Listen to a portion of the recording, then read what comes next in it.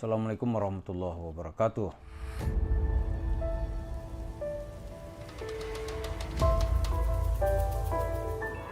Loh, saya selalu ngutip perpuluhan itu dari Pak Gilbert.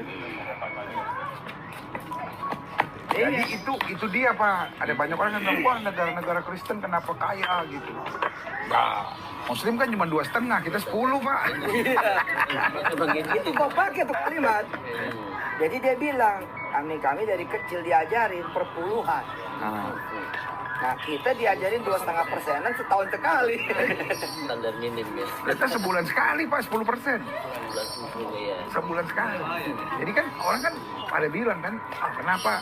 Tapi Ustadz ngangkat begini sih kepikiran juga akhirnya. Nah ini 2,5, kita 10, 4 kali lipat. Iya kan? 4 kali lipat. Cuma menangnya Ustadz Basuni ini, di antara kita berdua, di depan dia. Advance, bang. Terus sama satu lagi diajarin sama beliau, injak sampai 0. Nah, ini kan nggak ada di kita. Apa itu injak sampai 0? Injak sampai 0. Jadi jangan cuma yang disedekain untungnya, tokonya lu sedekain, itu dia. Kan geblek banget. Kalau orang nggak punya iman nih. Termosnya. Aduh, coba termosnya. Tapi pas termosnya justru dapat gerobaknya. Pas gerobaknya dapat rukonya. Para pemirsa, Yusuf Mansur untuk mendapatkan uang banyak, dia mengambil atau menyelusupkan ajaran apapun yang bisa dia selundupkan supaya dia bisa mendapatkan uang.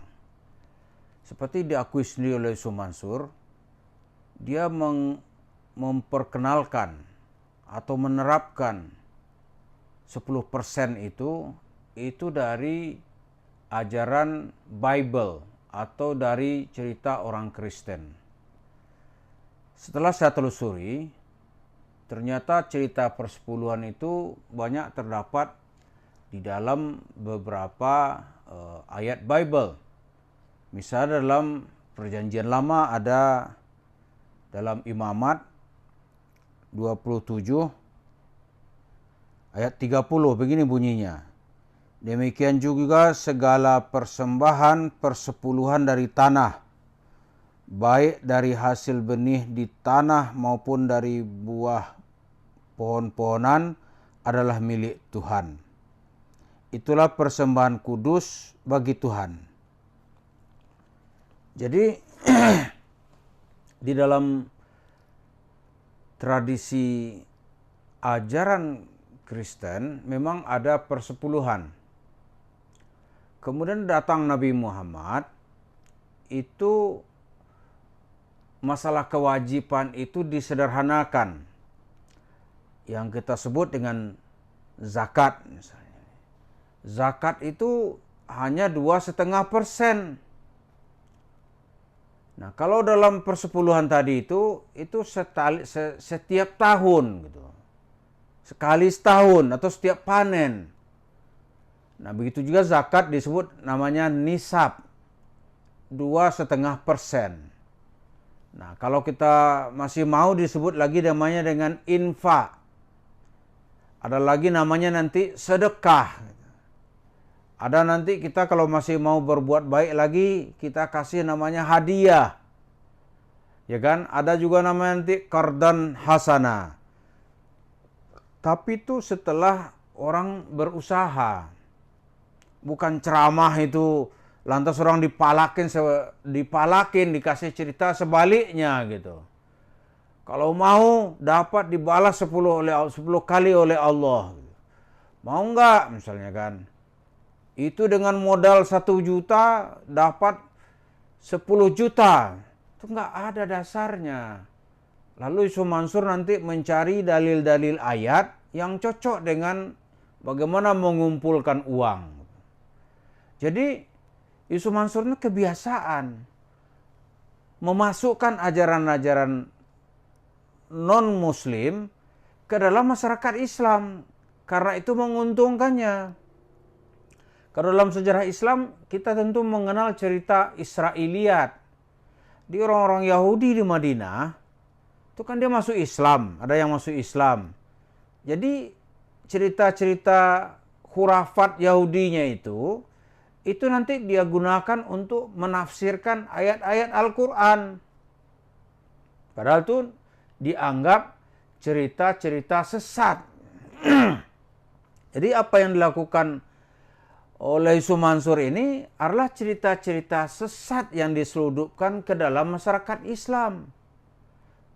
Jadi cerita 10 kali lipat itu nggak ada dasarnya. Kalau kita teliti tafsir-tafsir, tidak ada satu tafsir pun yang sesuai penafsirannya seperti yang diceritakan oleh Yusuf Mansur. Nggak ada. Cerita apa misalnya? Nggak ada. Cerita 10 kali lipat itu bukan itu. Karena itu Yusuf Mansur dengan tidak ada merasa bersalah, dia itu mengarang lagi cerita. Mau nggak misalnya? Dengan modal 1 juta dapat Alphard. Bagaimana caranya? Impakin sedekahin ke Yusuf Mansur 1 juta, nanti dibalas oleh Allah dengan 1 Alphard. Padahal itu bohong aja. Dia berlogika begini, Alphard misalnya harganya 700 juta. Misalnya sekarang mungkin harganya udah 1,5 miliar ya. Tapi saat itu dia cerita 700 juta. Sedekahin 1 juta, nanti dibalas 700 kali lipat. Dapatkan 1 Alphard, cuma bisa dibuktikan nggak? Ini yang jadi problem. Gitu. Nggak bisa dibuktikan.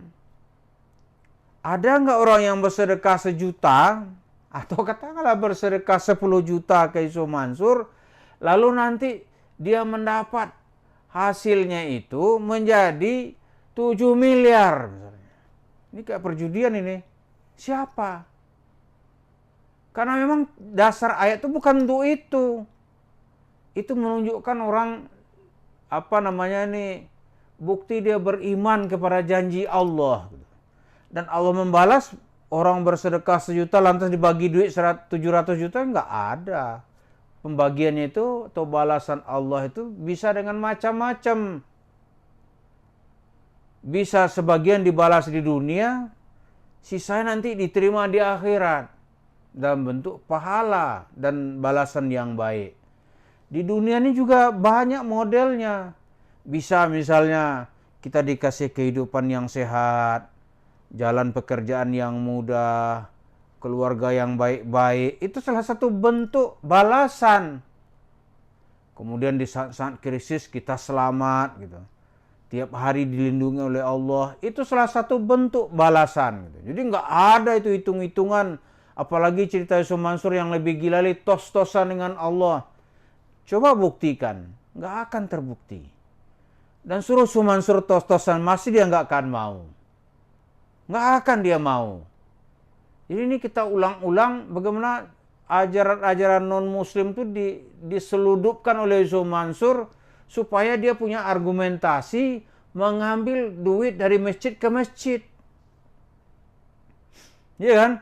Nah ini sekarang kan dalam rangka sebentar lagi kan Nataru nih. Natal dan Tahun Baru. Kita perlu mengingatkan hati-hati. Ini ajaran-ajaran lain tuh dia masukkan gitu. Sementara tugas seorang tokoh agama, kiai, ulama, ustadz, di antara kewajiban adalah tathhiruddin, membersihkan agama ini dari pengaruh-pengaruh, apakah itu tafsir Israiliyat, apakah itu namanya cerita-cerita khurafat. Karena kalau itu dipercayai, itu nggak bisa dipraktekkan. Wujudnya nggak akan pernah ada. Karena itu perlu dibersihkan. Jadi Yusuf Mansur dan cerita-ceritanya juga perlu dibersihkan dari masyarakat Islam. Supaya masyarakat Islam ini bersih gitu. Cerita-cerita palsu itu orang nggak ada lagi yang percaya. Gitu. Nah sekarang Yusuf Mansur karena dia aktif politik, dia buat sementara diam dulu dia. Tapi nanti dia sudah menyusun lagi cerita-cerita palsu yang mengotori umat Islam. Gitu. Karena itu dalam memperingati pembersihan ajaran Islam dari pihak-pihak non-muslim, maka kita minta mahasiswa juga membersihkan nih cerita-cerita Yusuf Mansur ini dari pemahaman umat Islam gitu. Karena ini jelas-jelas telah merusak dan mengotori sejarah dakwah Islam. Wabil khusus di tanah air kita di Indonesia ini, setelah terjadinya era reformasi, orang bebas berbicara, muncullah para pembohong-pembohong, penjual-penjual cerita, dan yang paling menonjol itu namanya Yusuf Mansur. Semoga Allah memelihara kita semua. Terima kasih. Assalamualaikum warahmatullahi wabarakatuh.